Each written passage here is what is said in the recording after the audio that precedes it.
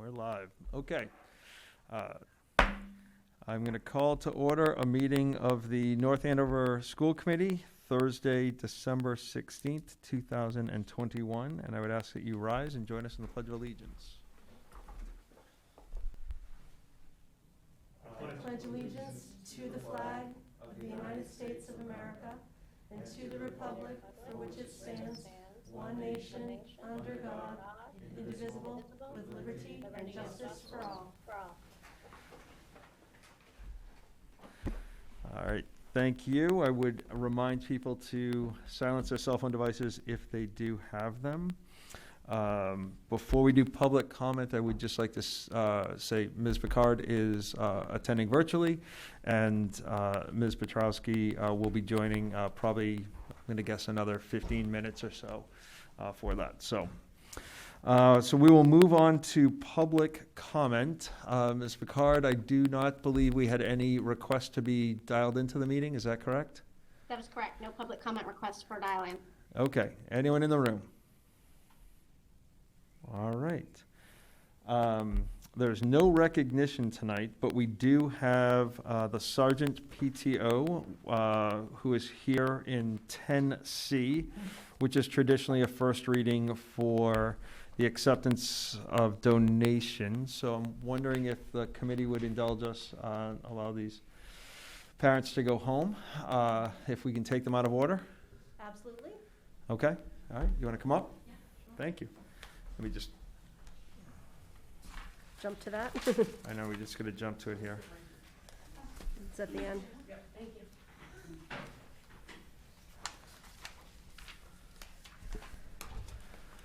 So if you want to just, here it is, last few pages, sorry.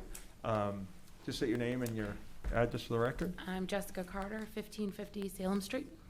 And I am Michelle Wilson, 769 Forest Street. All right, welcome. Thank you. So, start. Yeah. We are co-presidents of the Sergeant PTO, and we are here to ask for you to vote, if possible, tonight. The Sergeant swings are getting very aged, and they're starting to sag. And the Sergeant PTO would like to cover the cost of the full replacement and new install of swings, and the DPW will handle the takeout and excavation of the current swing sets. We'd like to have them installed by the spring, so the 5th grade who helped raise the money to replace the swings would be able to enjoy them. So we're asking if you could please also vote tonight, because we're being told it's going to be about 14 to 16 weeks to get the swings once we order them. Okay. All right. Seems to be the rule today. I know. 16 weeks on Everything's everything. backwards. So- Wow. I will move that we. Well, do we want a discussion? Or? Oh, we can move. Don't we have to move to Yes, suspend the rules? sorry. Yes, you can move to suspend the rules. I will move that we suspend the rules to vote on this tonight. Second? All right, we'll do a roll call vote on suspending the rules. So we'll start, Ms. Picard? Yes.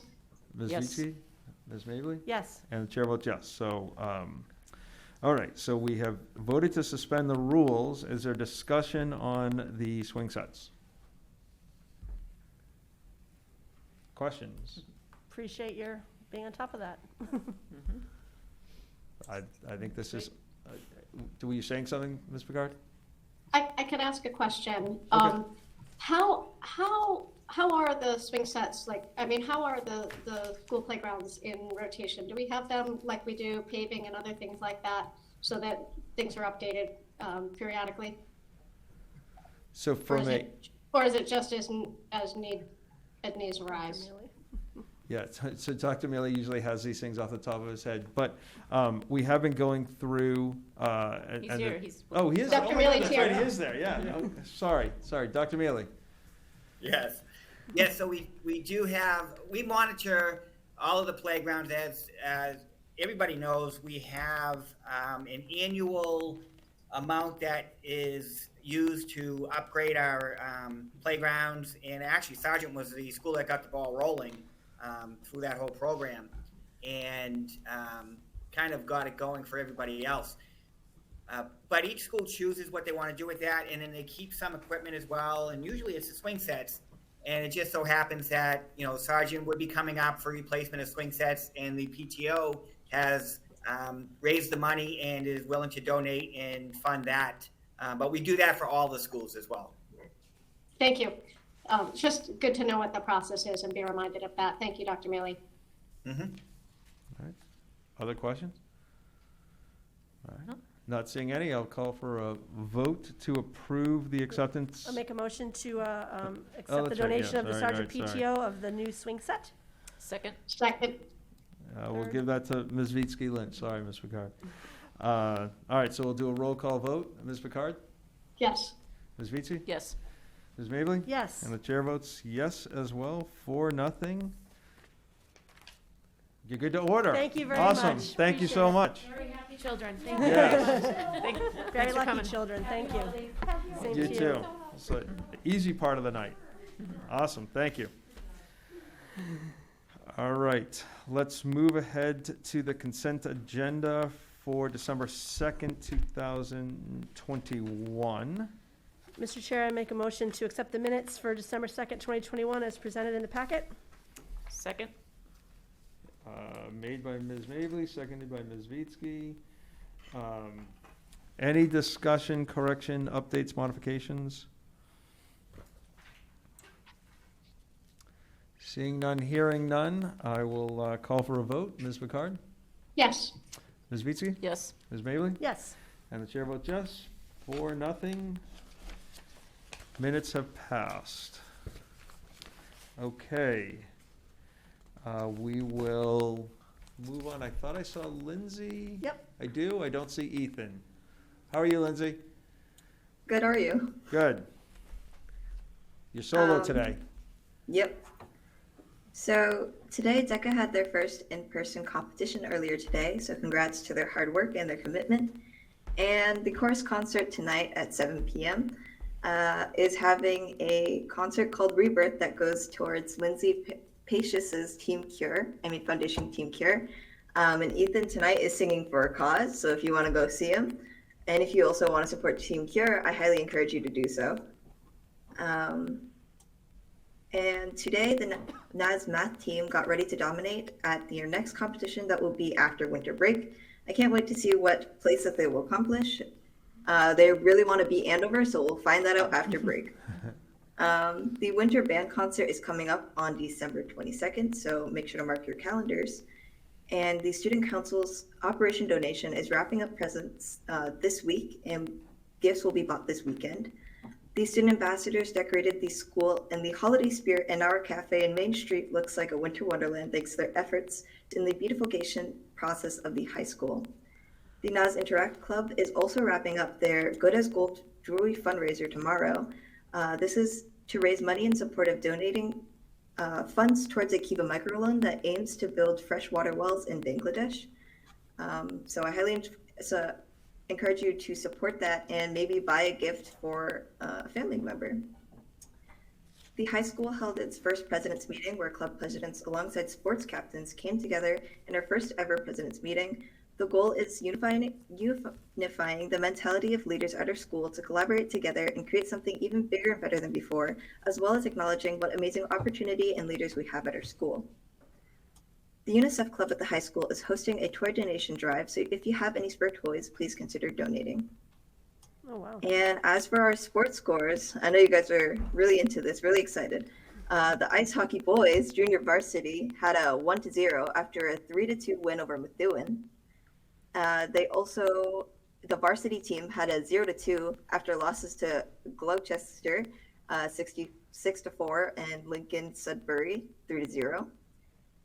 Girls ice hockey varsity had a tie with Newton North and a 1-1 over Billerica, Chelmsford, and Chelmsford 2-0. Track, the boys and girls teams hosted a big junior varsity meet on Saturday and sent about 40 athletes into Boston to compete at the Reggie Lewis Center. Wrestling is 0-1 after a heartbreaking loss to Lowell, unfortunately.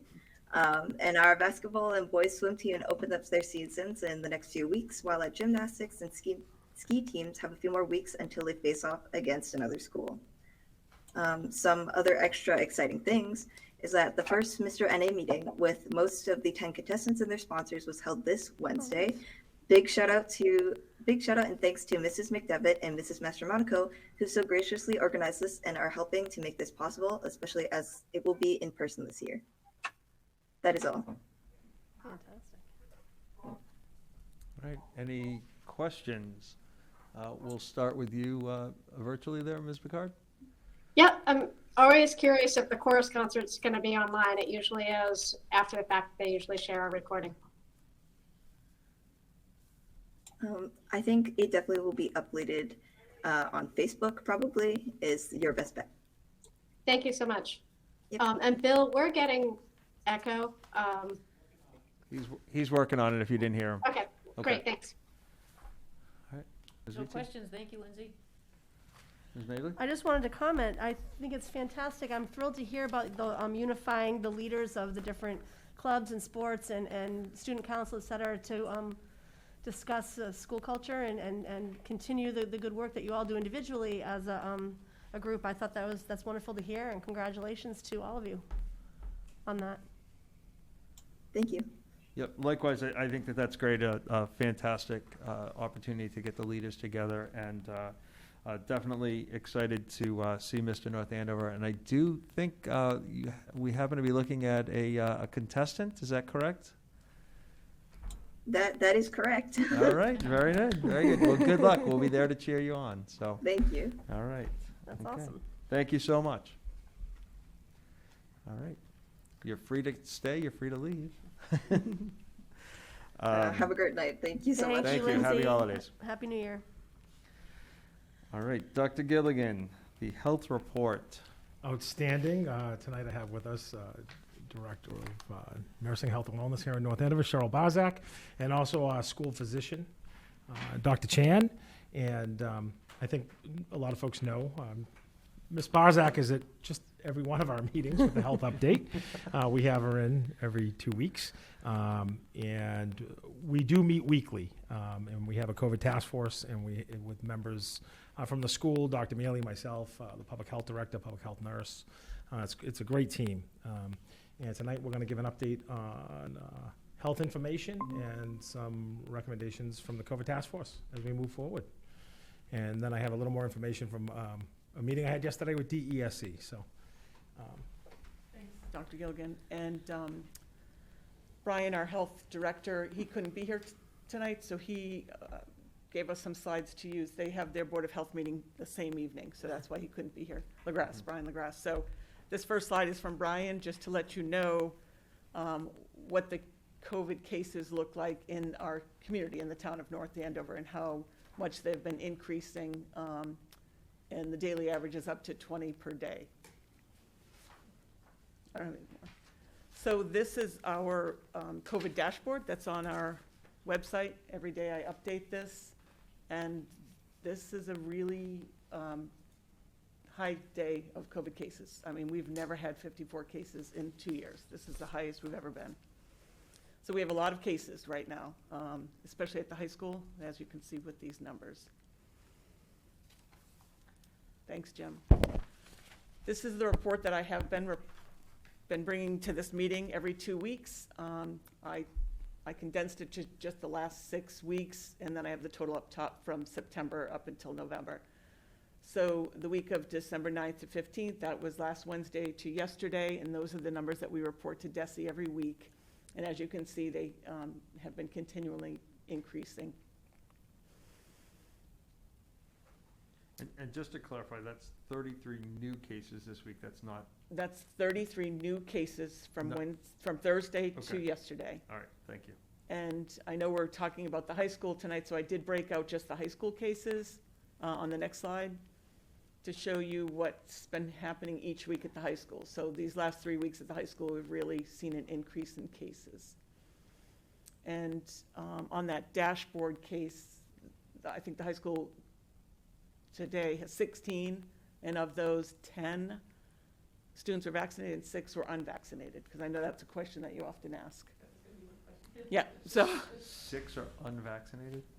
Of the 16. of the positive 16 that we have today at the Yep. high school, 6 were unvaccinated, 10 were vaccinated. 10 vaccinated. If you Wow. go back one slide, Jim, of our 262 cases, the majority are unvaccinated, 230. Right, But we are seeing an uptick of vaccinated students at the high school. the breakthrough cases. Yep, Mhm. okay. Still a low percentage of all cases, and Brian did talk about that today too.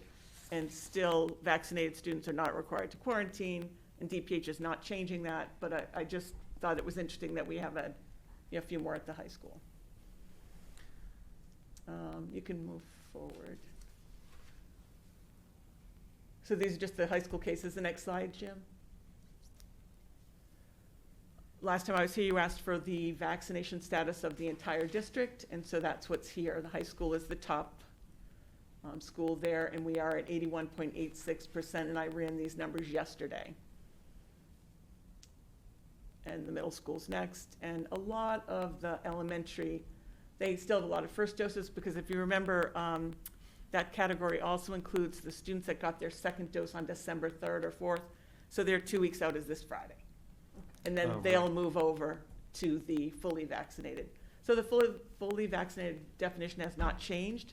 It's still 2 vaccines and then 2 weeks later, and that has not changed. And people have asked the question about, will that change and require a booster, and they haven't made that change yet. It's still with the 2 doses plus 2 weeks.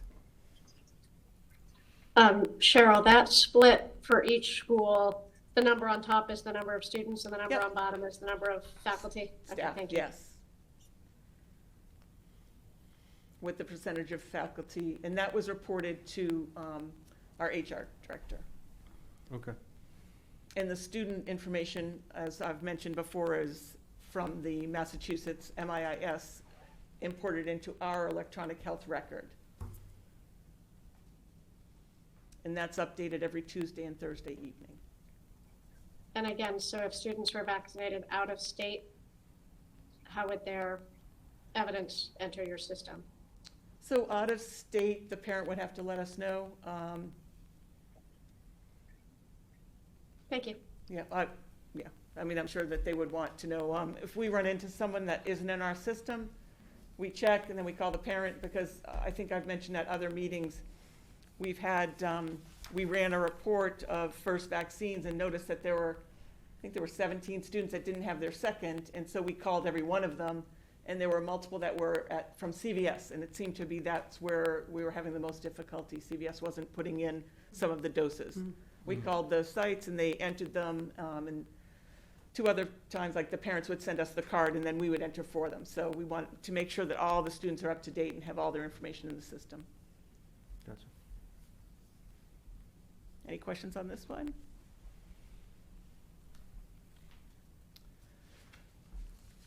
Brian put in the slides about Omicron and then vaccine. So people have been asking about this new variant. We have our DPH meeting every Tuesday, and on Tuesday, the epidemiologist gave an update. They don't have enough information yet, but she just gave us some highlights. They're still analyzing it. They're thinking that it's probably more transmissible, but not having as many severe outcomes, but they're not sure if that's attributed to the younger population of traveling people, 18 to 39-year-olds, and that's why it's not as severe. So they're certainly still looking at this. In Massachusetts, we've had 16 cases, 10 female, 6 male, mostly mild, 1 hospitalized. Again, there's more information to come on this, but they're still trying to figure it out. We are having another vaccine clinic with the Greater Lawrence Family Health Center, January 6th. We're trying to expand it to make it larger. Right now, we only have 150 slots because of their staffing, but we're trying to get that to be a larger number because we had high interest before. And these bullets, again, came off of the call that Brian and I both were at on Tuesday. It's still a very great defense against the virus, being vaccinated. They reduce your chances of contracting the virus if you're exposed. Really important, though, the people that are fully vaccinated, they won't have to quarantine if they're deemed a close contact, and that's really important in the schools and really helpful for parents to know. as you know, I take the call from 6 to 8 every morning, and a lot of parents still have this question. So I'm not sure how else to get it out there, but that's it's another really strong benefit of being vaccinated as a student, because then you don't have to quarantine, you don't have to do the test and stay, and you can do all of your activities outside of school, whereas, obviously, if you're not, then you still have to quarantine even if you do test and stay. I would just say quickly, I think a lot of people just like the reassurance, Yeah, right? no. Because things are changing so much. Yes, that's a good point. They just want to be sure, and, there can be lots of places, and to be able to talk to somebody like yourself and just say, we could be a close contact, but we're vaccinated, and it was inside, it was outside, Right. are we good, right? And, No. and I love the fact that we've got that hotline, and you and your team are there, able to answer those questions. No, So- that's a really good point, because things do change so much, and most of the questions, every question's great, and I think it's wonderful that parents care enough to call to make sure they're doing the right thing, so we're lucky to have that. I think that's all on that slide. And then, as Dr. Gilligan said, we've met many times as a COVID task force. Brian, the health director's on that team. We speak with Dr. Chan quite a bit, and we recommend the continuation of wearing masks until after winter break, when we can reassess. And as you see, the numbers, that I'm presenting tonight are pretty high. And DESE and DPH, their guidance will change again after the winter break as well. We did speak with, there was a commissioner's call yesterday at 3 p.m. that we participated in, and he indicated they are expecting to see a surge right after break, after the holidays, and they won't be making any decisions around extending their mask mandate until that time, when they can confer with medical experts that they use in Boston and with DESE, as well as learn more about this new variant. Okay. All right, so questions? Ms. McCarr, we'll start. Yeah, I have a couple questions. The average right now is 20 new cases per day. How does that compare with last year at this time? So those If are you from, know. those are from the town. Yeah, You could pull that up on the website, on the North Andover Town website. They Okay. have the data from last year there. I could pull that up for you too, and get that to you tomorrow. no, that's fine. I Yeah. can look on a website. That's not a problem. I think the numbers are higher this year, than they were last year. We did have a And- spike at this time, Right. so I'm not exactly sure of the numbers. Right. So, I don't want you to speculate, but I wonder if you do know, we have the highest case count ever, and is there something that we attribute that to at this particular time?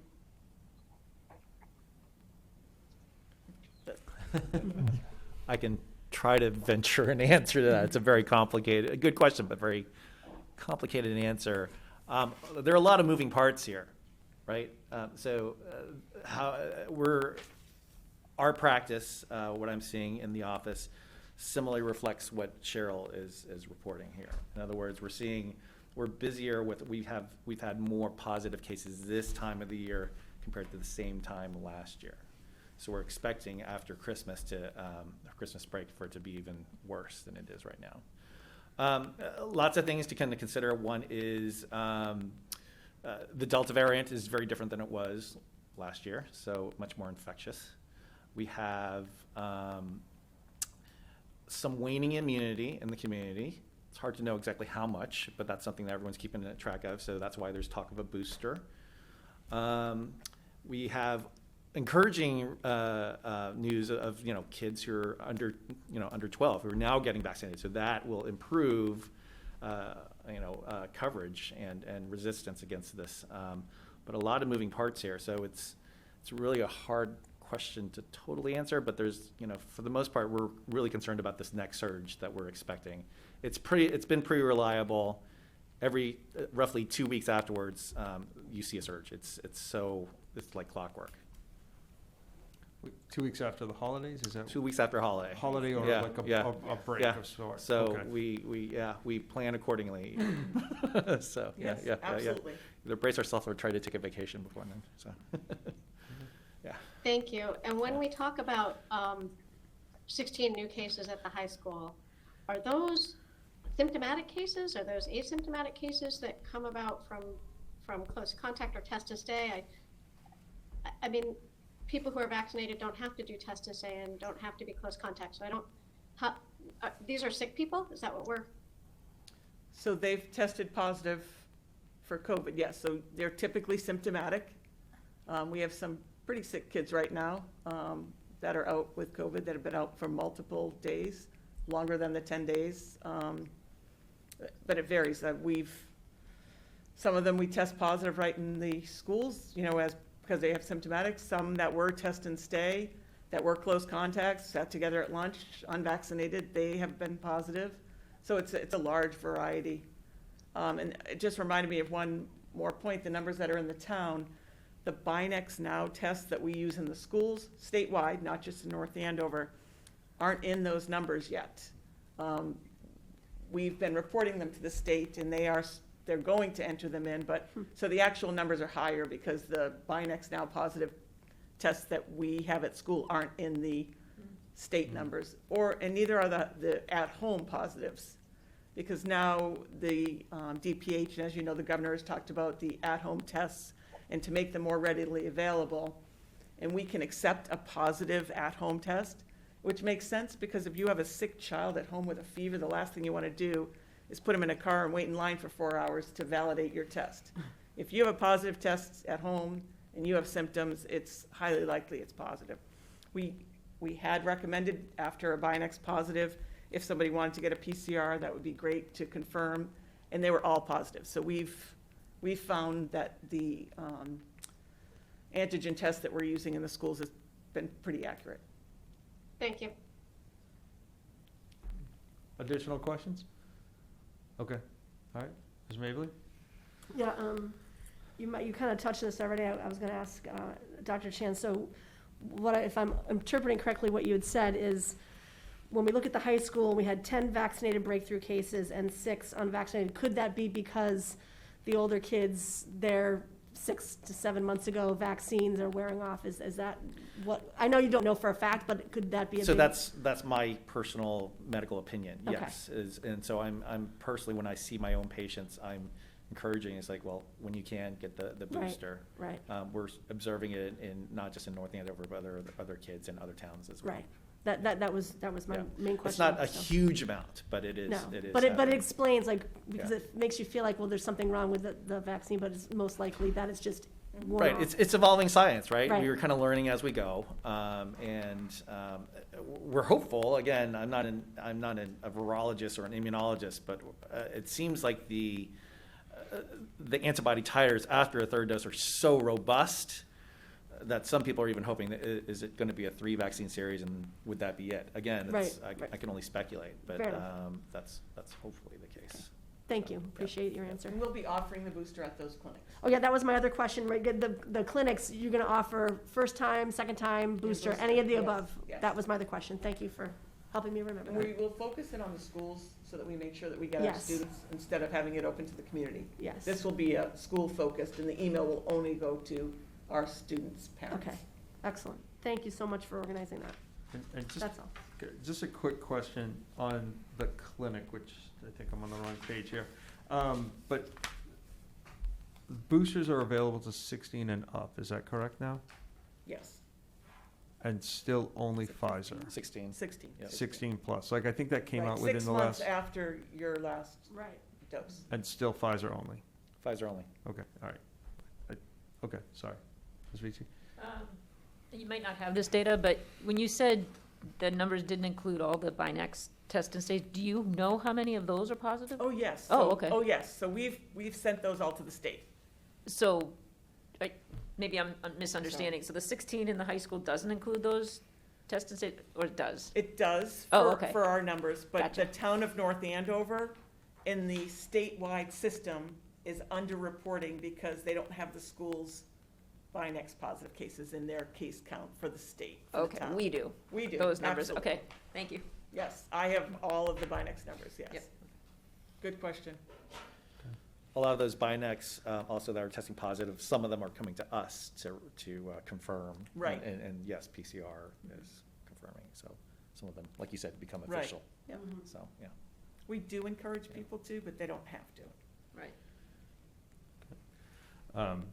So when I just look at, I think it was maybe the third slide, it kind of broke things out by the individual schools. Obviously, the high school is our highest population. You know, the others, I think, you know, are, if I've got this right, you know, 4, 5, or 6, basically at that elementary level. Relatively small numbers for that. Is that the pattern that you're also seeing in your practice, Dr. Chen, or is it Yes, so the most of the kids that are well, I wouldn't say most, but a lot of the kids that are testing positive are those who are under 12. Okay. But there are those that are unvaccinated, doesn't matter what their age is, those who are unvaccinated. And there are a few breakthrough cases, not a lot. Okay.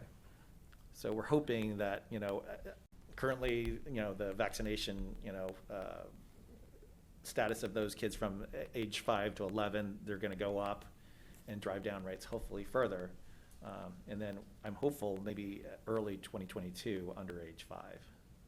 And correct me if I'm wrong on this, but based on when it became available to 5 to 11, they've now had enough time for 2 full shots plus the 2 weeks after, right? Some kids are actually, Not quite, right. some Yeah. kids have finished their second and they're just getting to that 2-week So we're kind of period right after there. they're around right now.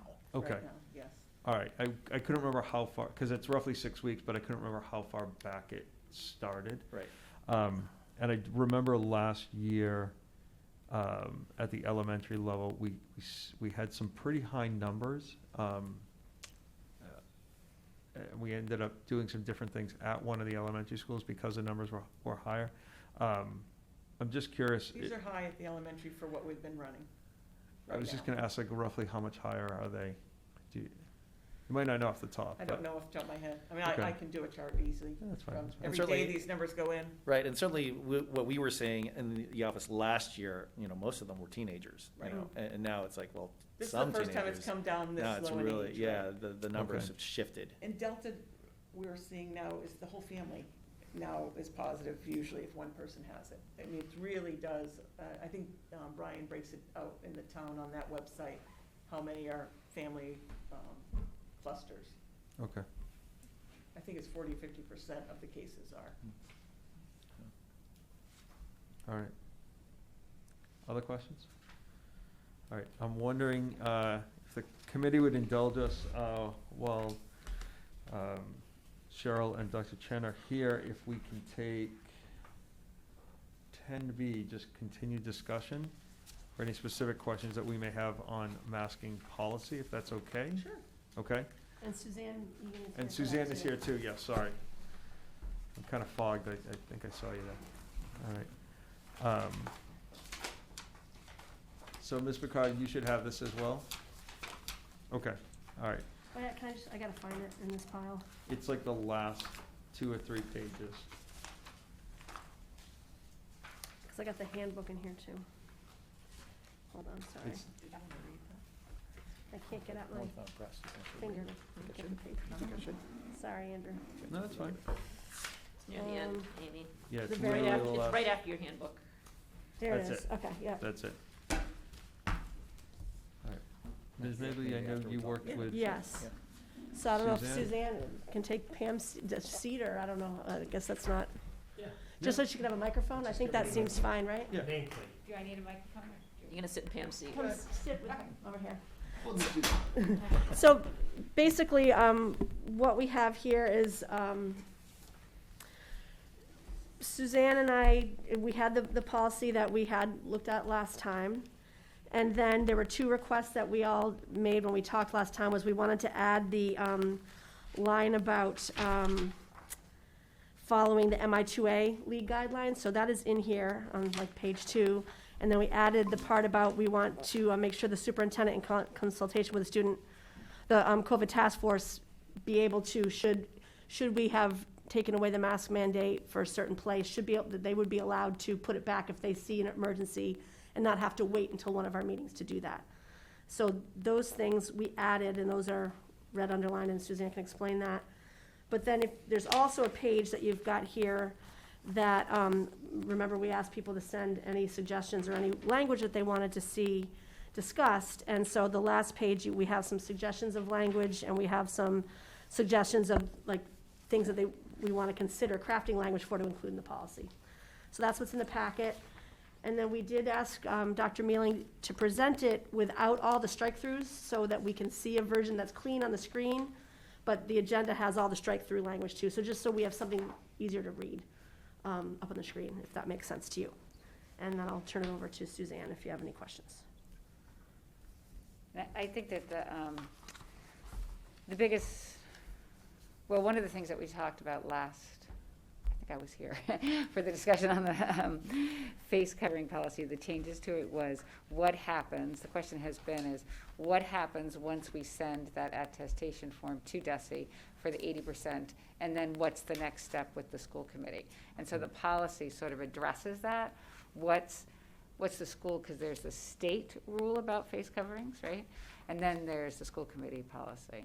And so those are the two things, and that's what this policy is intended to address. So what's the next step? Is it automatic? We've seen some schools, committees adopt policies where it's an automatic removal of the masks. And then most of them, that was just one of them that we've seen, and then most of them have that consultation, and the state regulations or the state guidance says the school committee will consult with local public health officials to determine what's the best step in terms of its own local mask requirements. So that's sort of what you have to grapple with here in your own face covering policy. Okay. All right. So really discussion, there is no vote tonight planned or anticipated, and certainly Ms. Petrowski is not here as well. But one, thank you for your time and your effort in kind of helping with all of that. So I'll open it to thoughts or questions. So I have a question for you, Suzanne. On the paragraph right underneath the bullets, when it talks about the written note from a physician is required for the exemption, I guess my concern is, does that give the connotation that it's going to be automatically approved? Do we want that? Or do we want to make it clear that just because you request it doesn't mean it will be granted? I don't know what we do, what the practice is. Well, this is the current language, so this is not new language. Right. And I am not, I think that we have had this, I don't know, maybe we can It'd be defer nice to clarify it. Cheryl, That would be actually nice. That would be helpful. yeah, Yeah. to advice of the school. I mean, do you have suggested language or suggested process, I think, maybe, if you've come up with that in the past school year? Where is it on this? Well, so it's the So it just, the concept is that if, all they have to do, right now, it says that if there's a request to remove or to not have to wear the mask, then it's upon a physician's note. And then, so right now, what we're saying is, do we want to have it then And then after maybe, after and reviewed by the consultation. school medical. If that's the Yeah. practice, if the That would be practice is no nice. matter That's what, we do. they That's get what a you do. note and Right. it's automatically granted, then we don't need that, but. This is all about if people This is want to for say, I medical need my mask exemption. taken off, Yep. right? Right. Yeah, Right, this is for an exemption. We only have 2 exemptions in the community, but it would have been helpful to, if it did say. She's got to talk into the microphone. It would have been helpful to have that language that you're recommending. okay. We I can did add that, Mhm. and so it extended the process because we went back and forth on that. Okay, Okay. we'll definitely add that language. So what would the language be about? It would have to be, Yes, in consultation or approved by the school nurse. Okay. The school, we'll put your official title in there. And in Sure. consultation with the school physician. we could- sure, okay. Great, thank you. Yeah. Okay, great. All right, other thoughts, considerations? Do you want to, go ahead, Ms. Picard. Yep, I think I'm on page 2.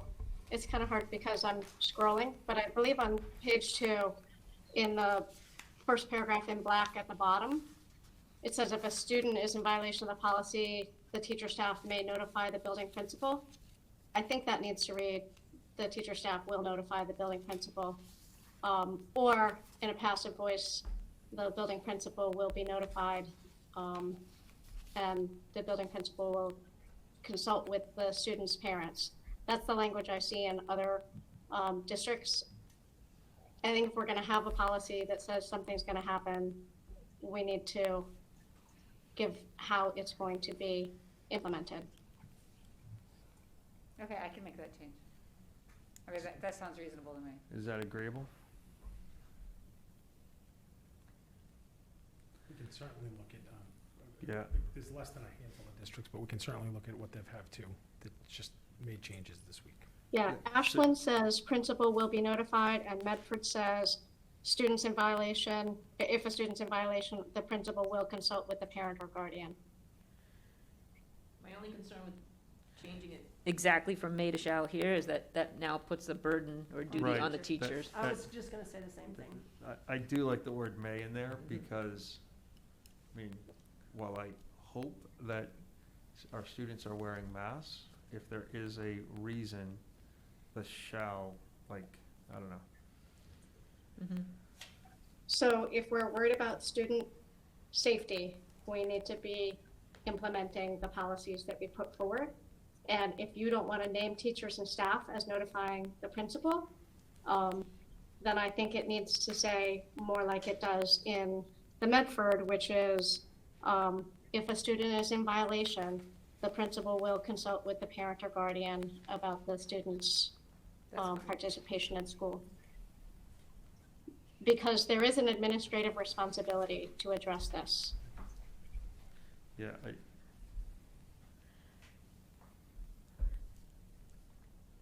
The main reason why I like them, what you just suggested is fine to me, Ms. Picard. The main reason why, what the may allows for is if for some reason the teacher does not notice, but students do notice, and then the students say the teacher didn't take care of it, then you've got, problems. So Right. that's where, I didn't like Right.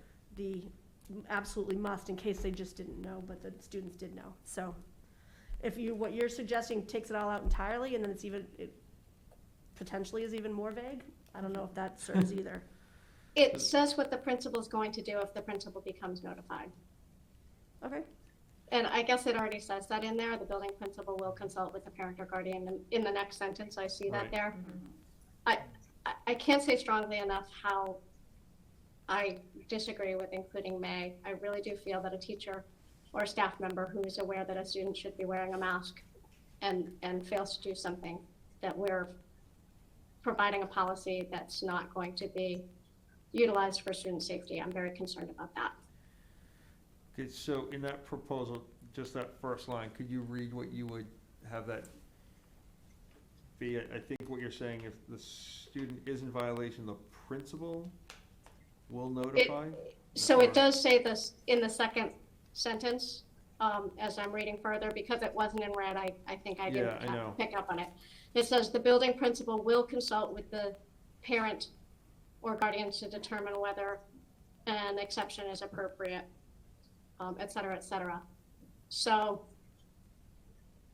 if a student is in violation of this policy, the teacher may notify the building principal and request the student be removed from the classroom setting. Could we just strike from the teacher all the way to the end of that sentence and then pick up with the building principal after the I'm comma? comfortable with that. Yes, I'm comfortable with that. so you're saying if a student is in violation of this policy, The building the principal. building Building principal will principal. consult with the parent guardians to determine whether an exception is appropriate, blah, blah. That's right. So then anybody who notifies the student, the principal, that a student's in violation of the policy, the principal's going to act. Agreed. So it could include the teacher, but also could include other people as well. Correct. Because it could even be a, Student. yep, or an administrator, or, yes, okay. Thank you. That's very helpful to me. Yeah. I think it's helpful, I just want to see it all. I mean, obviously, we're not voting today, but just reread it through in the context of everything else that's there. Okay. All right. Thoughts on language suggestions? These are ones that I think came in from the public? Or they came in from various committee members, yep, and I just compiled them. Okay, So visitors and guests to school buildings, regardless of vaccination status, will continue to be subject to the mask requirement that we saw in various other people's policies as well. so just to clarify, those would be spectators at a sport event or a band concert? Yep, or a guest speaker at a classroom, I guess, or, yeah, Okay. I think it covers anybody. So it's outside of the school day, I think is the,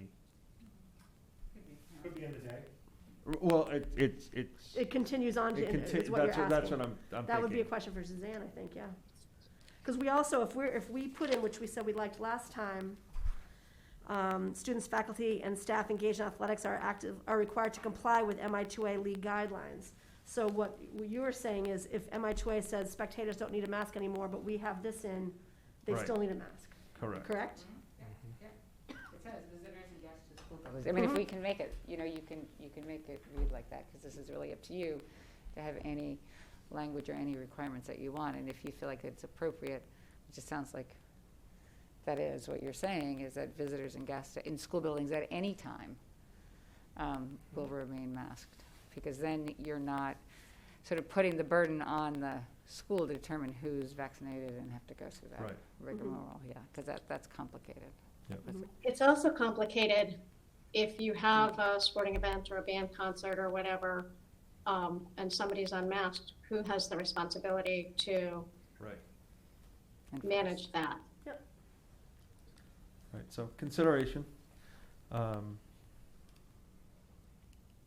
that would be in line with entering any public building at this time, Right. Suicide building. with the It's municipality. consistent, yep, consistent with the town, yep. And then the next, do you want me to jump in? Go ahead, yeah, please. So then the next one is that the masks would be required when the 3-foot distance can't be maintained. I think that, I'm not quite sure whether that would be if, that was a We're already suggestion. saying masks are required in Yeah, the I- building? I think it's contradicting one and two. The Yeah. two would then contradict one. Well, this goes along with students. This is when students are, let's Unmasked. say if we were to Okay. unmask the students in a certain building, but we're saying even though they don't have to wear a mask, if they're 3 feet apart, if they're close in the hallway, they would have to put it back on, I think that's what this is saying. Yeah, this comes from one of the policies in New Hampshire that I reviewed. So if students are doing a science lab and they can't maintain 3-foot distancing, or if their classroom for whatever reason don't have desks 3 feet apart, or if they're passing in the hallway, entering or exiting the building at the beginning of the day, that's when 3-foot distance can't be maintained. And so, there are New Hampshire schools that have that as a policy. Masks are not required any place where 3-foot distance can be maintained. And while we have Dr. Chan and Cheryl here, I'd be interested in their opinion on whether or not that would be effective masking or not necessary because it's less than 3 feet, but less than 15 minutes, for example, passing in the hallway, but maybe science lab is different. So I'd be interested in a medical opinion on that. So only vaccinated people would be without a mask. Right. So they are not considered close contacts and wouldn't have to follow any of the 3-foot protocols. And I think, too, one of the reasons that might be easier to manage hallways is nobody knows who's vaccinated and who's not. I suppose that's true in many places, but medically, is it less safe or more safe or not important? Curious. I mean, I suppose it depends on how crowded the hallway is. I mean, if it's just 2 people passing very briefly without masks, the risk is low, but if there's lots, But also, people sit next to each other and eat lunch Right. for much longer than they pass in the hallway. Exactly. Right. Exactly. And we're not Yeah. having that issue. Yeah, I'm not necessarily in favor of anything with number 2. I don't know if there's, I agree.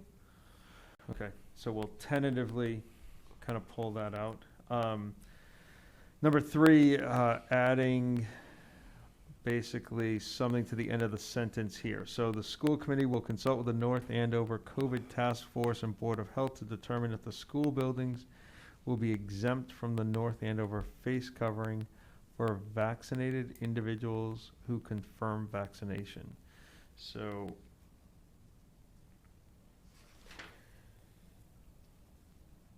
That assumes that there's gonna be a process, like where people are gonna have to fill out a form, or is it just the fact that, the medical team already knows who's vaccinated, who's not? Do people have to, like, it doesn't have to, we don't need to know what the process is, but is there going to be a process for determining who is vaccinated and who's not vaccinated, or who wears masks and who doesn't? I guess, is what that is, right? Yes, and the only thing I would say is that we know who's vaccinated, who's not, not all Right. of us know, but the school nurse knows who is and who isn't. correct. Adding this to your policy adds another level or layer to the whole process, and I would suggest that you don't want to do that. Like, you want to make things streamlined, you want to make it as easy to implement, to understand as possible. If you already know that, you don't need to have that further language in there about confirming who's vaccinated and who's not. Okay, I would tend to agree with that. Okay. Mhm. All right, looking at number 4, use of the language universal mask mandate versus mask optional for vaccinated individuals. And I'll just say that I already added that in here, and what I just did is on the first page, first paragraph, where it says, masks are required for unvaccinated or vaccinated individuals. I just put in parentheses, thank you, sorry. I just put in parentheses, universal mask mandate, and used it again in the policy. Okay. Just that we, So you kind of, I actually never saw the language mask optional for vaccinated individuals. I must have missed it. Well, it is, some people may be vaccinated and choose to wear a mask. Right. And in fact, for example, the one high school that went maskless for 3 weeks for vaccinated students, they have I think it was about a 94% vaccination rate or 95, and they had only, about, what was it, You show? said 40% of the students were wearing masks. Even though 40%. 95% are vaccinated, they chose to wear masks. Mm. Which I'm sure we'll see if we Yeah, do it. no, I think we will see some of that. Yeah. Yep. I don't know if it will be that number, but absolutely. Okay. For me, we hear folks asking for mask optional parent choice. So when I hear mask optional, that's what I'm hearing is parent choice, and it's disregarding vaccination status, and we don't have the authority to vote mask optional parent choice regardless of vaccination status. So I feel confused with the language mask optional for vaccinated individuals. And I think I have to read it again, but don't we say in here that anyone who wants to wear a mask can wear a mask? Yep. So, But there's no provision under the current state mandate for unvaccinated. Right. It's To- all. right. right, so there is a sentence in the proposed language, it's on the second page, and it states, however, in light of the seriousness of the COVID-19 pandemic, the school committee recognizes that even if a school building is determined to be no longer subject to state and local mask requirement, vaccinated individuals may choose to wear a face covering based on their own personal and family situations. And that was put in there just to sort of acknowledge that, that this is something that is optional and that people should feel comfortable doing. And that no one should encourage, well, you have a vaccine, take your mask off. Like, Right. that's not Right. anybody's business to say that. Right. Yep. Okay. Right, so I think we've kind of done number 4, incorporated that in for right now. Number 5, adding a clause that gives teachers the authority to require universal masking in classrooms and/or class activities that do not allow for 3-foot spacing or more than 15 minutes. For examples where desks cannot be 3 feet apart, activities where students are sharing space and materials, labs, shared reading, etc., in classes where less than 80% of the occupants are vaccinated. Excuse So- me, Mr. Chair, Yeah. Pam is having a hard time getting in. She doesn't have a link to the I've been trying to email it to her, but she said it's not coming through, so. I'll send it to her. I was just because gonna ask Ms. I'm Picard. the meeting owner. Let me see what I can do. Awesome, thank you. So, can I just get a clarification, like, they would not, this is part of the conversation we just had before, right? They're not considered close contacts at this point, Correct. okay? This is saying a teacher could say, look, in my That's part of it, classroom, you yep. gotta wear, right? Okay. Right, So then the question would be, you know, a teacher, oh, there's Pam. I did not send it to her. She succeeded on her own or without. I so- sent it. all right. I couldn't find a link, I apologize. We welcome Ms. Petrowski at 7:52. 7:57, sorry, angle of the clock. Yeah, I mean, a teacher can't say, you can't wear a miniskirt in my classroom, or you can't wear something with spangles on it, or no glitter in my classroom.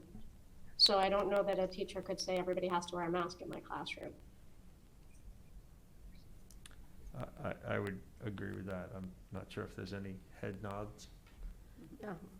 Okay, all right, so. I looks think like- that this would be a little bit like the Wild West if we did something like that, Right, personally. okay. Other thoughts, questions, comments? I know Dr. Chen has a commitment at 8, Which is which is right now. 2 No, minutes. that's fine. Any questions, concerns? Yeah, I might just add a little kind of a statement. I mean, I think it's really important for just the community, whoever's watching this right now, is to understand, like, you know, vaccinations are going to be such a huge part of getting us out of this, you know, get us past this pandemic. Right now, with our numbers surging right now, our local hospitals, our medical facilities are getting strained. Us, some, but our colleagues in the hospitals especially. I mean, I have we're getting emails from our local hospitals. This is from Lawrence General Hospital. They're saying, the Commonwealth of Massachusetts is now at tier red status. For hospitals throughout Massachusetts, that means surgeries are curtailed, ICU staffing laws suspended, and hospitals are permitted to use alternative sites for care. Taking a look at like hospitalizations, if you take a look at mass.gov and you look at number of ICU beds that are occupied in the state, if you look specifically more at the Northeast region, which is our area, medical beds and surgical beds are at 99% capacity, and ICU beds are at 95% capacity.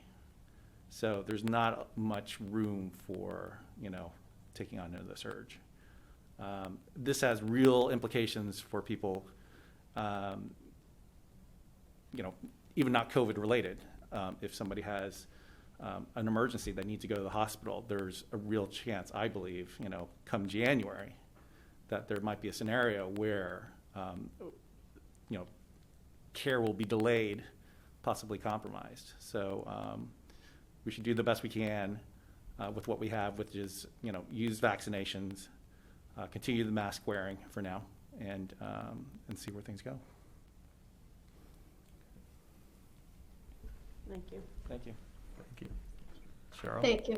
Are you, you look like you're. Nope, that's Okay, good. all right, cool, all right, all right. I can't tell, No. so. All right, other thoughts or questions? Chair McDevitt, with regards to process,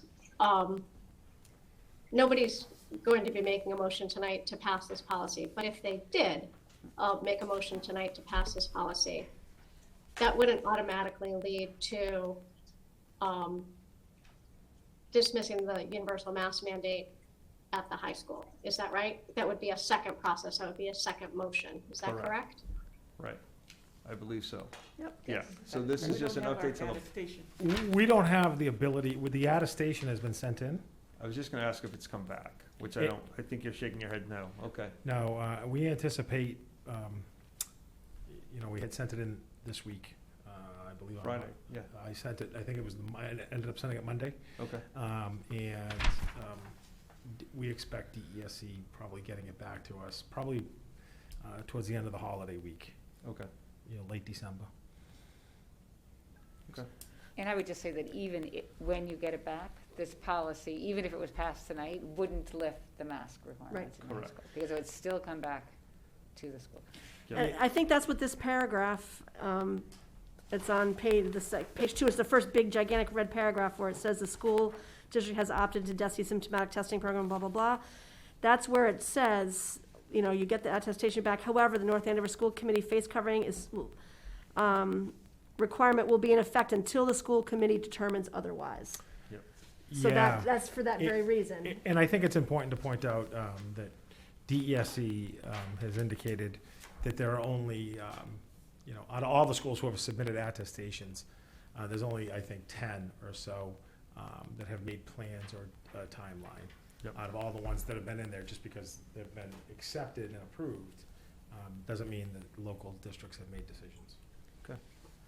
I have a question for Nurse Barzak.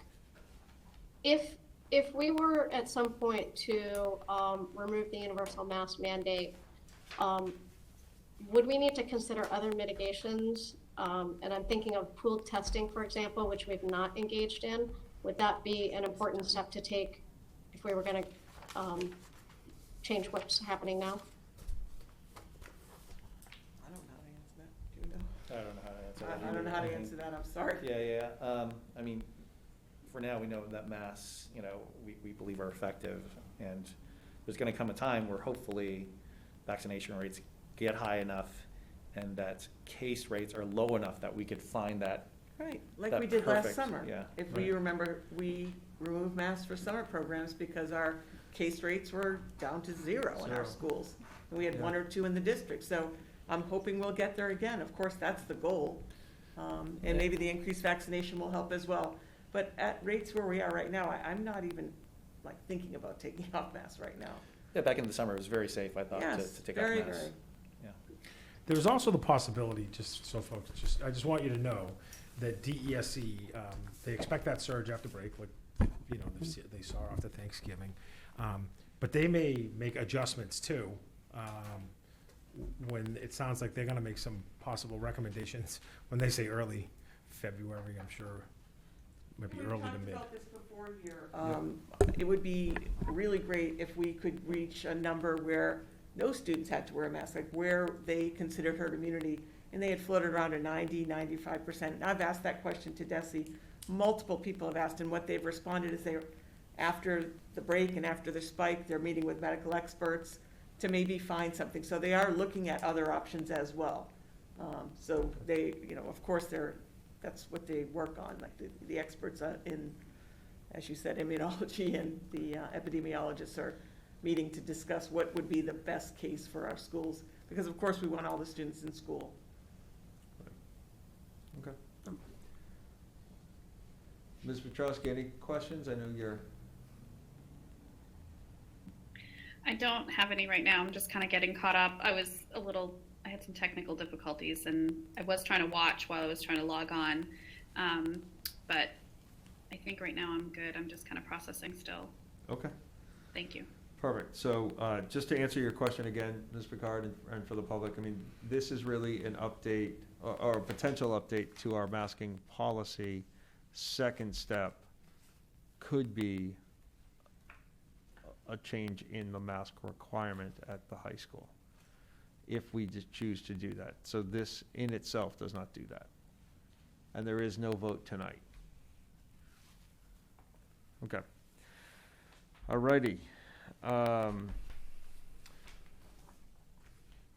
Continuing with the superintendent's report, can we dismiss Dr. Chan? Yeah, absolutely. Yes, I know you. Thank you, Rick. Thank you. Thank you. And Ms. Barzak. Next up, I'd like to bring Greg Landry up just to talk briefly. I don't know if folks have seen it yet, but the full, Awesome. come on up and explain it, Mr. Landry. Right on the agenda, Mr. Landry, The Professional PTS Hall of Teaching Status Hall of Fame full-length video. Oh, okay. Sorry, I didn't have an agenda in front of me. Hi, everybody. Nice to be here with y'all. It's been a while since I've been here in this seat. Well, it is a spectator sport sometimes, isn't it? So we did have a great night on, I think it was October 27th. We all met over there at the high school and had a great turnout in support of the Hall of Famer inductee, Mary Julie Gregoire, this year. And we had a good number of the teachers who earned professional teaching status this year show up that night. So, yeah, it was just a nice celebration of teacher effort and of, really making it through a difficult first 3 years of teaching. The supervisors are on them and helping them improve, and I think the batch of teachers that we had earn professional teaching status were awesome. And Mary Julie Gregoire gave an amazing speech. We hope to have her back on day one for next school year, like we started this year, and she's excited about that too. So we put together a video, not about that night necessarily, but just had her, Mary, give her same speech on video. Dr. Gilligan and I introduced different parts, but we also had principals introduce and give a little bit more about each of their teachers who were earning professional teaching status. And then those teachers were able to say a little bit about themselves. And I think it came out really, really good. It's about an hour and 15 minutes long, which is just about what it was for last year, too. Last year was the first year we started that, and we hope to be able to continue that in the years to come. So hope you got the chance to watch it. If you don't watch the whole thing, you can scroll through it. I actually put it at like 1.5 times the speed, and you can still make out what people are saying and see it all in a good amount of time. So enjoy if you have the chance. Excellent. Very good. Thank you. Thank you. Great. Thank you so much on that. And I'd like to have Ms. Marks talk a little bit about something we're doing with community programs after school.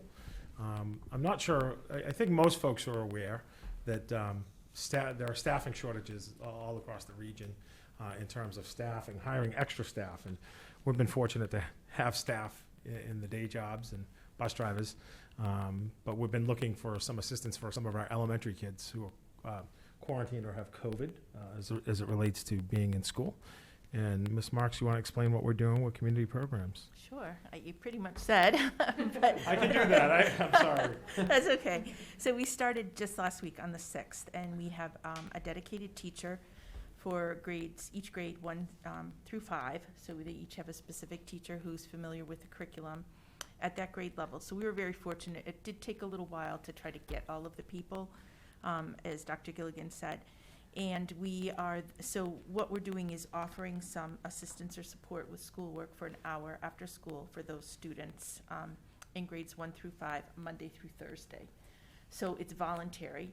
So students can check into this a Google link. So what happens is when a student is identified by the nurse as a close contact in school or positive case in school. So we're starting with in school because that's obviously our first responsibility. We had to see what sort of response we were going to get, what the numbers were going to be, all of that.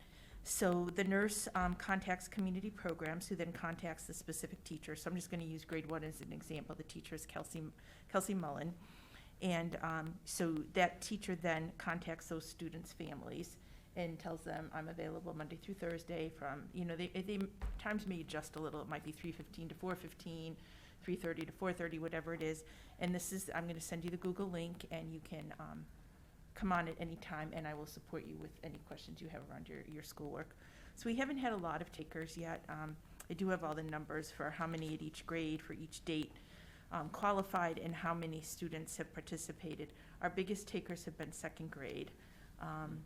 We haven't really had any takers in grades 3, 4, or 5. We've had a couple of first graders, and then, as I said, what do we have?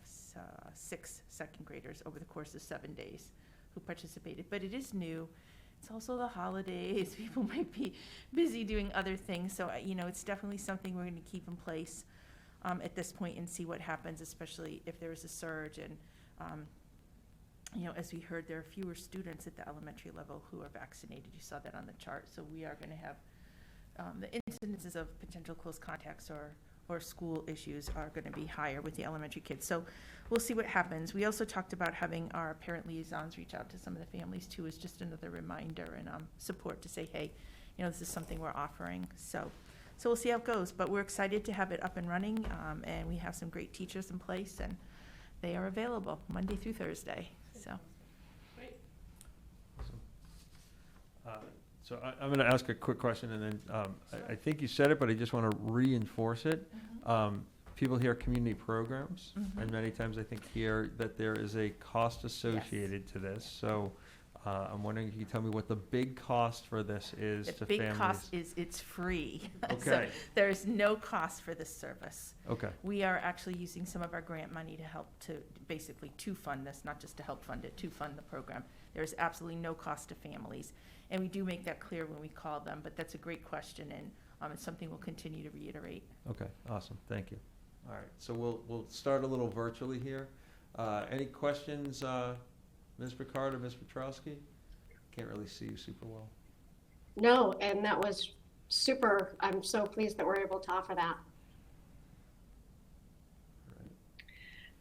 Yeah, I'm really excited about that. That's awesome. I know it'll be a huge asset for some families. I know that's really stressful when, you know, the kids are been out, and that's been one of the concerns that's come up. I'm sorry if I missed this, but did you say, are the families automatically contacted if they are out for COVID or for close contact?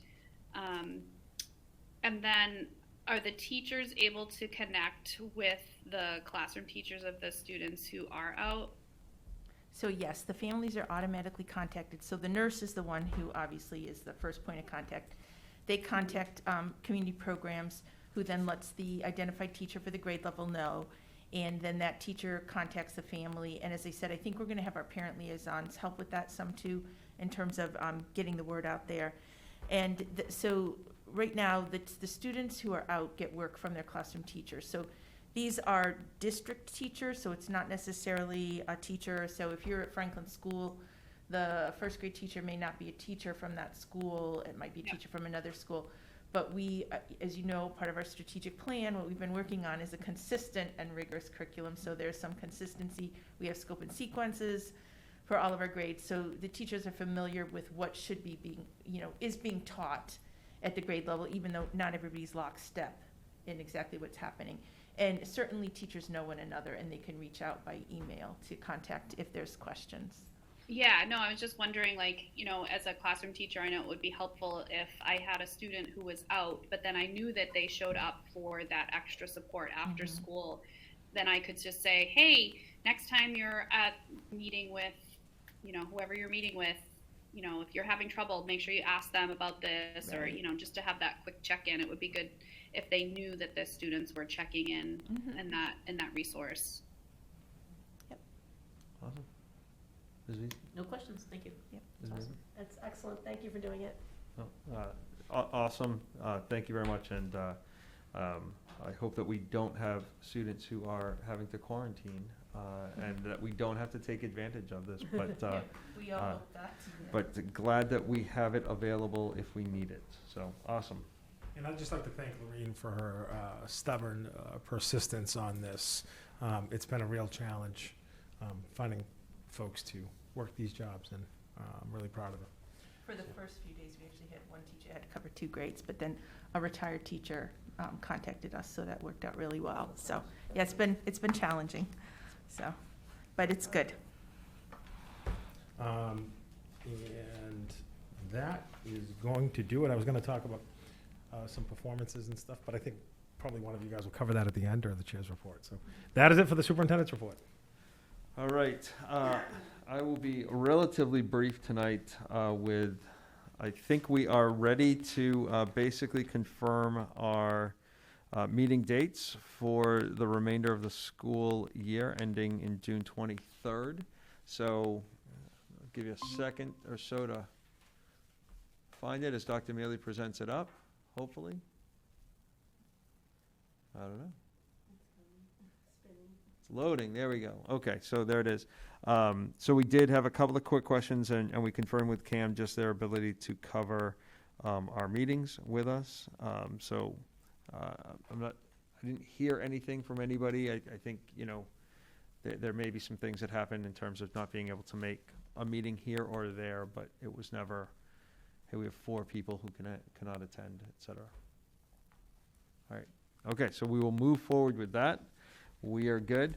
I'm going to roll a little bit into the school capacity project here, and really just update a little bit of the community. On Monday, December 12th, we met at a tri-board meeting with the Select Board, FinCom, and Town Manager Melissa Murphy Rodriguez. And she presented a financial plan for the next couple of years, as well as some timelines in terms of where, which schools would go first and how that was starting to look. If people have not had an opportunity to take a look at those materials, I think that they are on the town website. I think they're on our website as well in the school capacity section. That's there as well. Melissa generously, or graciously, I should say, offered to come to a meeting in January. She will come. I think we're going to have a lot more questions as we kind of dive into that with her in person. But if you didn't have a chance to take a look at the meeting or see that, I would ask that you go ahead, kind of Google it out if you're in the audience. We are absolutely going to be looking for feedback, input, suggestions, comments as we move forward with this. So, all right, that's all I had from. Go ahead. Mr. McDevitt, Sorry. will we approve the minutes from that meeting at our next meeting? Most likely, yes. Okay. Yep. So, Dr. Mealy, I don't know if you want to go into anything on the school.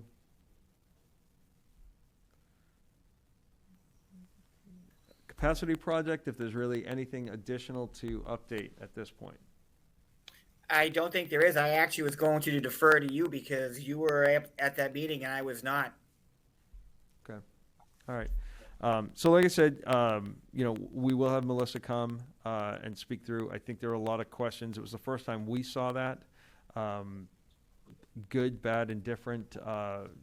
We have been asking for financial plan, strategy in terms of how that was put out. I think she ran some numbers multiple different ways with state school building funds coming available, not coming available, different timelines for those as well. So now I think we have some serious questions and some strategies to do here.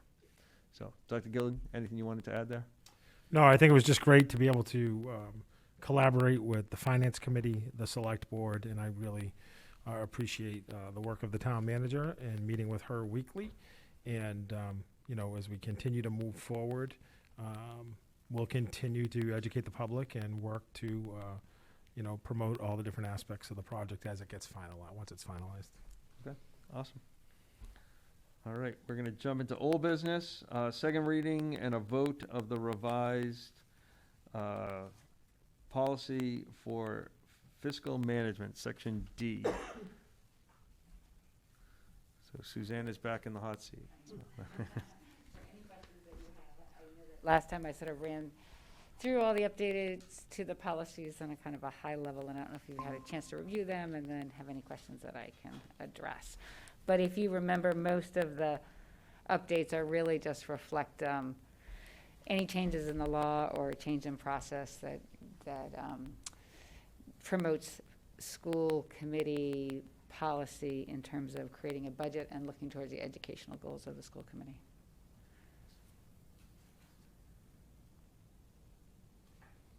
All right, is there a motion? Mr. Chair, I make a motion to accept the revisions to policy section D about fiscal management as presented in the packet. Is there a second? Second. Okay, discussion. Any discussion on this? No. Visual. Ms. Picard? No discussion. Ms. Petrowski? No. Ms. Vitsy? No. Ms. Mably? No, sir. And nothing additional that I think I have at this point. So seeing none, I will call for a roll call vote. We'll start virtually. Ms. Petrowski, since you're on the screen. Yes. Ms. Picard? Yes. Ms. Vitsky? Yes. Ms. Mably? Yes. And the chair votes yes, 5-0. Policy section D, fiscal management, is approved. And we've all been riveted and excited waiting for this day. I think you get to And stay. it's here and it's passed. All right. So I think we are back to Mr. Landry with the personnel updates on the first That's reading. awesome. And Suzanne. All right, it's like the Wonder Twins. Here you guys go. So what you have before you are updates to the personnel handbook that the school has had for a number of years. And we worked on it a little bit in 2018, and so this is really the most recent update. And I can sort of give you a high overview of this also. And I think if Jim puts up the table of contents, I think that would be the most helpful thing to do. And then we can go through just the table of, the first page. So the first significant change to the personnel policy, it starts on page 6. And if you recall, this year we've had, the school committee has adopted policies regarding discrimination and consolidated a lot of the civil rights in Title IX policies and adopted AC, which encompassed a number of the policies. So you cleaned up that aspect of it. So what you'll see on, I believe it's on page 6, is that page 6 and actually 7, sorry about that. It's the new school committee policy AC is reflected in the handbook. And all of the other policies that were rescinded as a result of adopting AC are taken out of the handbook. That's the first major one. The next one would be on page 12, which is the discussion on the conflict of interest law. We just amended that language to reflect what's currently on the State Ethics Commission website, which is information regarding employees' obligations under the state ethics law as public employees.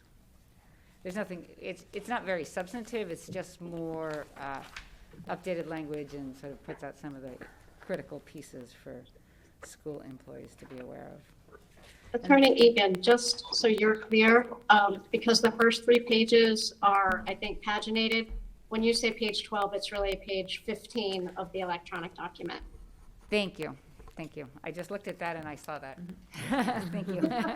I'm looking at the table of contents, and I'll go back and forth with my the actual contents of it. We can probably just add 3. Okay. And then the next major change is to the Family Medical Leave Act. We have updated that language to reflect the current state of the law, and that is probably around page 20. It's page 24, so you'll see the new changes in that, and that includes just the language it's a federal law. So we wanted to make sure one of the most important things with the personnel handbook is that your personnel handbook reflects the state of the law and the employee rights under that, and that's what this does.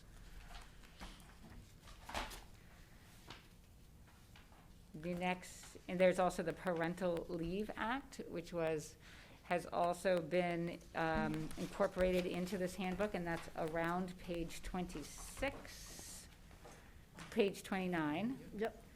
Page 29. So before the handbook was written, so that the Family Medical Leave Act and the Parental Leave Act were sort of combined and explained in that way. So instead of doing that, we separated it out. So it's going to be more easy to understand for people that here's your rights under the Parental Leave Act, here's your rights under the Family Medical Leave Act. And where they overlap and where they don't overlap, we can address but I think it's easier just to have it, to separate it out, make it clear. Then on page 30, the handbook used to have, it was in a different place. There's the Domestic Violence Leave Act, which is a state law, and it gives people leave from work as a result of needing to take time off because of domestic violence in their life. And so this was in another place in the personnel handbook, but it was addressed as a school committee policy as opposed to a right and a type of leave that employees are eligible for. So I just rearranged that, and I deleted it in one spot and stuck it here so that we have all of the leave that employees are entitled to under the law in one spot. Okay, thank you. All right.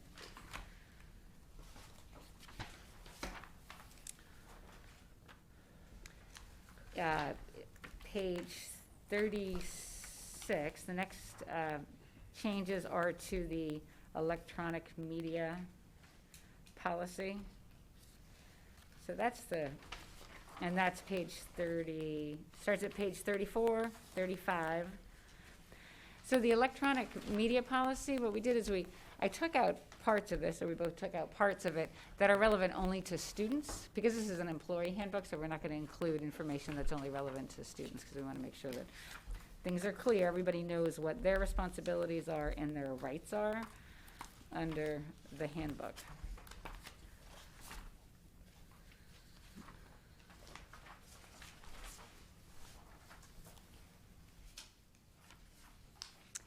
Then on page 42, if you recall, when we adopted policy, or the school committee adopted policy AC regarding Title IX and employment discrimination, there's also adopted certain procedures. The administration implemented certain grievance procedures for Title IX and civil rights.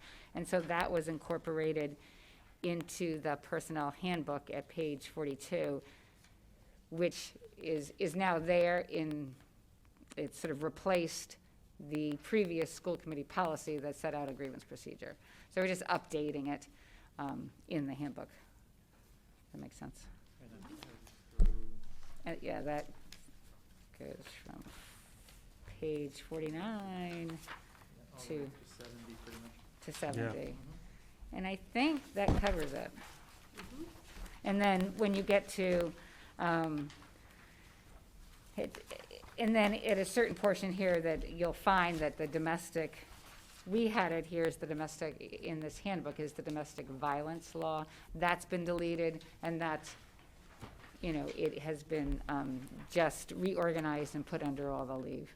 Okay, so those are really the essential changes to the handbook.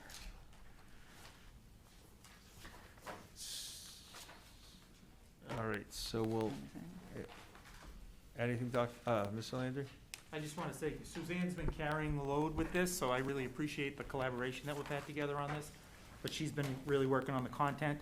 I'll help to clear up all the formatting issues that we see with page numbers and things like that, so it's a nice presentable document to the employees when you guys approve it. So thanks for your time that you'll put into it. All right, so we'll start with some questions.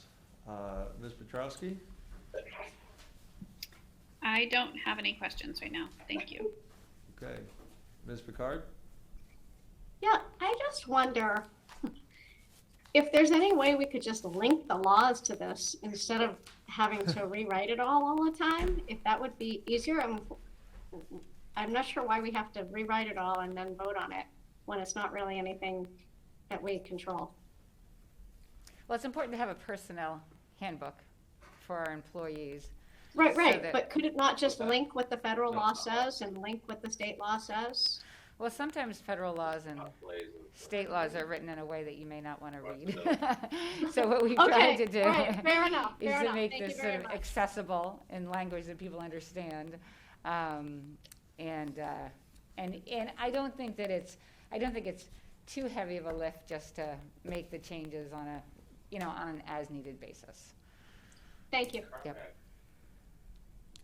Ms. Vitsky? No questions, thank you. Ms. Mabley? Just one thought, and not massive, but in various places, under parent leave and all that, it references, activities of a son or daughter, parent, and so often son or daughter. Is there any reason why we couldn't just switch that to child? Yes, no.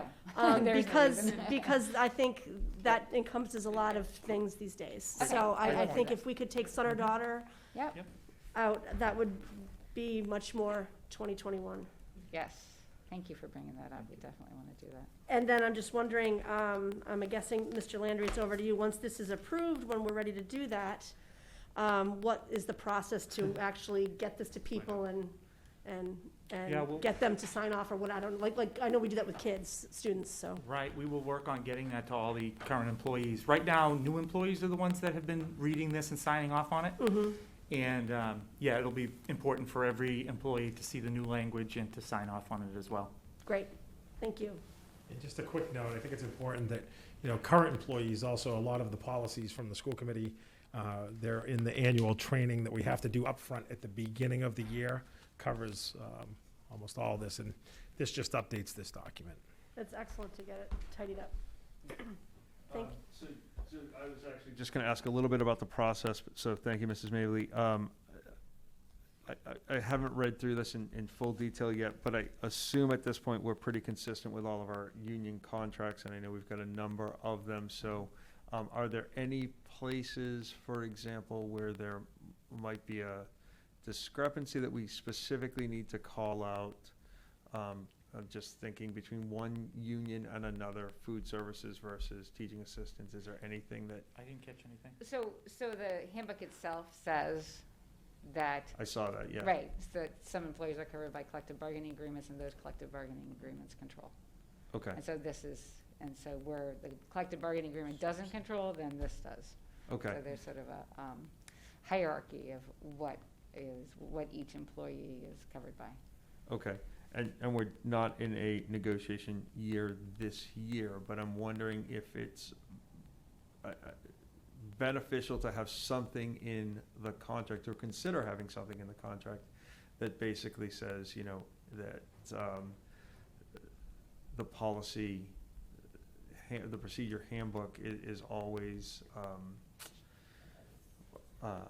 can't think of the right word for it, Sort but of like like the default, Yeah, or the the default. standard of that, because obviously something comes out, we're not gonna necessarily renegotiate the contract for something, but, there may be a leave change that happens with family medical, and then, it would maybe save us the time of doing an MOA if that is covered here. Does that Yep.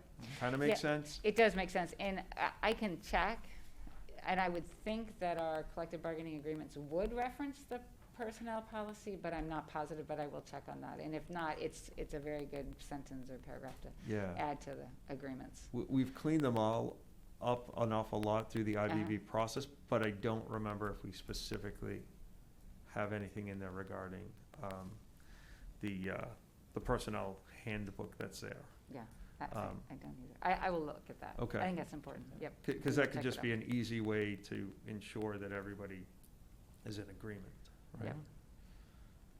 Okay. All right, I don't think we have any other questions on this. I think I'm just looking around the room here. All right, so anticipation would be that we would vote on this. I think our next meeting is June 6th, if I remember. January.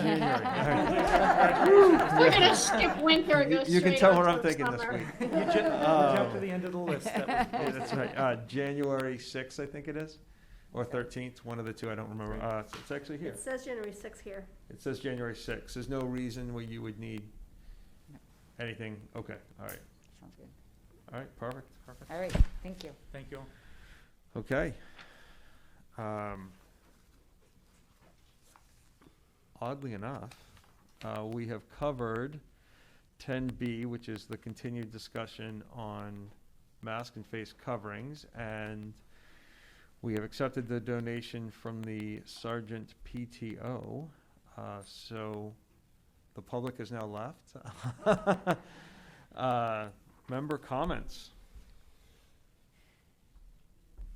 We'll start with you, Ms. Picard.